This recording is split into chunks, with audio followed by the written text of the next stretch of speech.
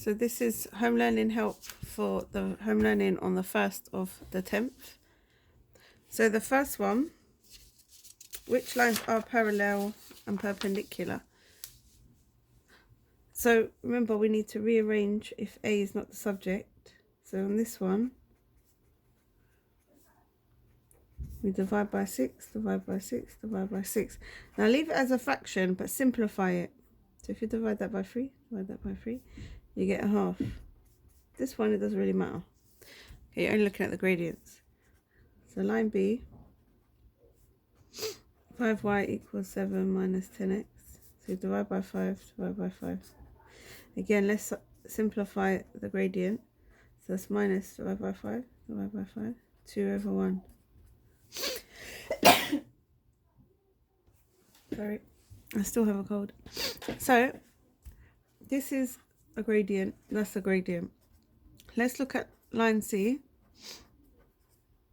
and that's a half. So all these are in fractions, so let me put that as a fraction, make it easy for us. So you can obviously see parallel, which some of you forgot to do, you just done perpendicular.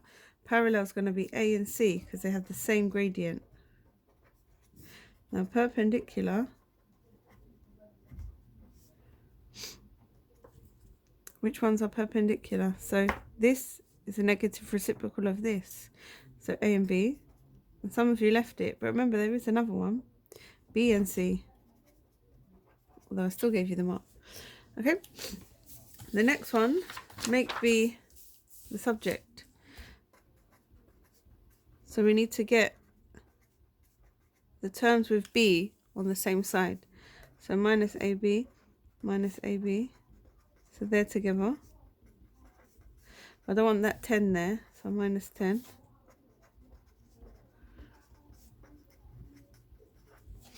Okay, now I have to factorize this, I only want 1B.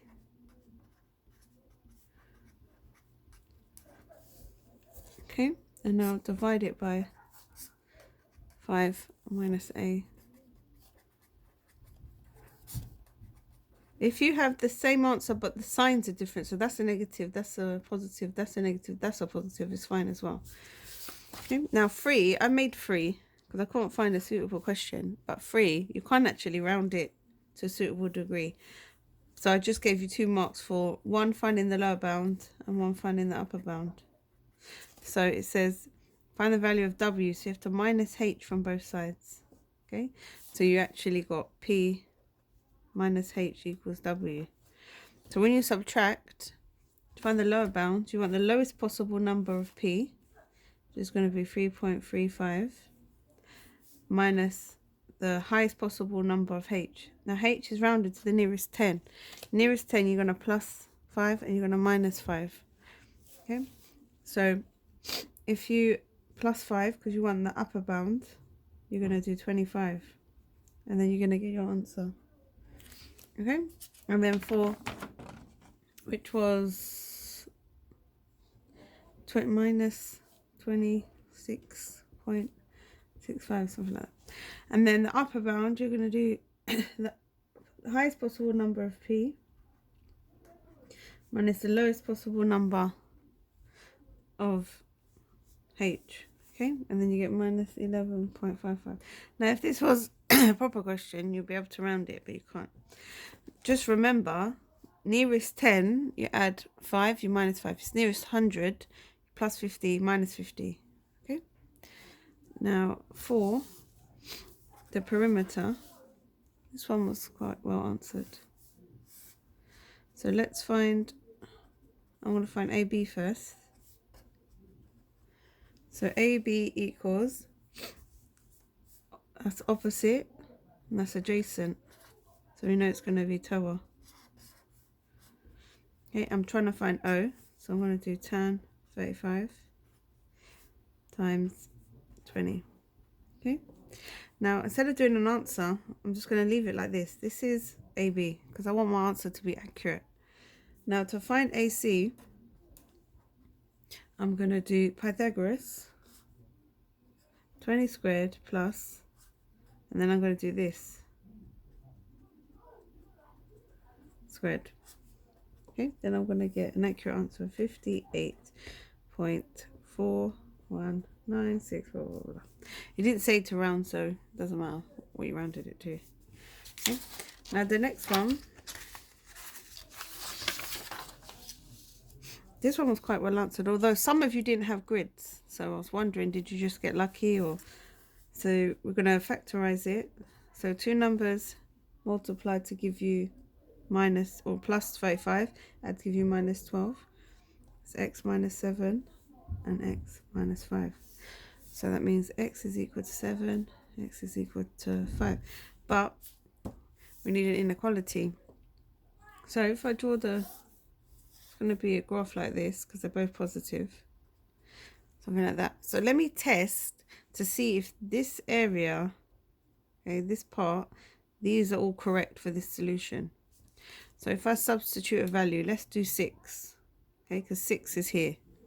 X value is here. So I'm going to test x is 6. So if I do 6 squared minus 12 times 6 plus 35, is that going to be less than 0?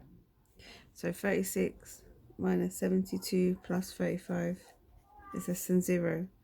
So that will give me minus 1, which is less than 0. So that means this part does work, and it's joining. That's why I can write it like this. Okay, remember, if it was these parts that was right, so if that was false and I had to do these parts, they'll be separate. I'll write them separately. But because these parts join, these parts don't join. That's why that's joint. That's your answer. Okay. For the next one, this one is very long. So you've got different types of sandwiches. So I'm going to do, I like the tree. It's not compulsory to do the tree, by the way, but I just find it easier. So you've got egg, I'm going to put E, cheese and ham.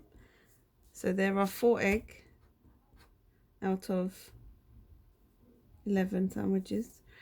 There's 2 cheese, no, there's 5 cheese out of 11, and there's 2 ham out of 11.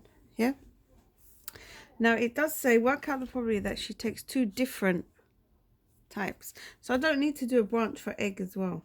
You can if you want to, but I'm not going to. I'm just going to do cheese and ham because then that's different. Now if she takes 2, that means she's going to eat them. So she takes 2 at random. So she takes 1, then she takes another. So she's got 2. She didn't put it back. That's why it's out of 10. Okay, if she takes an egg, the cheese is going to stay the same and the ham's going to stay the same. Again, 2 different ones. If she takes a cheese, the egg's going to stay the same, the ham's going to stay the same. Cheese and egg. If she takes an egg's going to stay the same. If she takes a ham, the cheese is going to stay the same. No, the egg is 4. Sorry. And the cheese is 5. Okay. If you want to put ham there, just to make sure they would add up to the denominator, that's fine.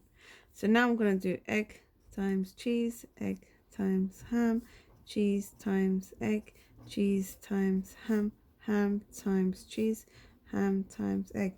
Now some of you, some of you are going to say, oh, but this one and this one are the same. No, they're not. She picks an egg first, then a cheese. Here she picks a cheese, then an egg. Okay, and then you're going to do the calculations. So 4 over 11 times 5 over 10, which is 20 over 100.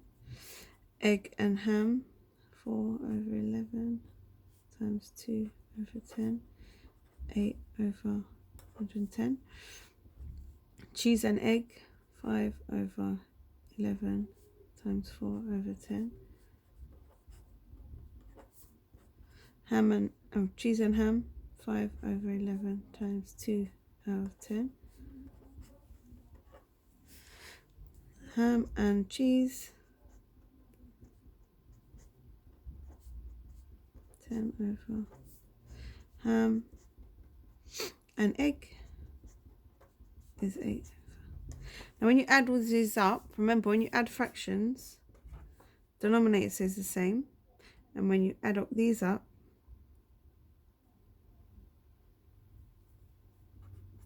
you get this, okay?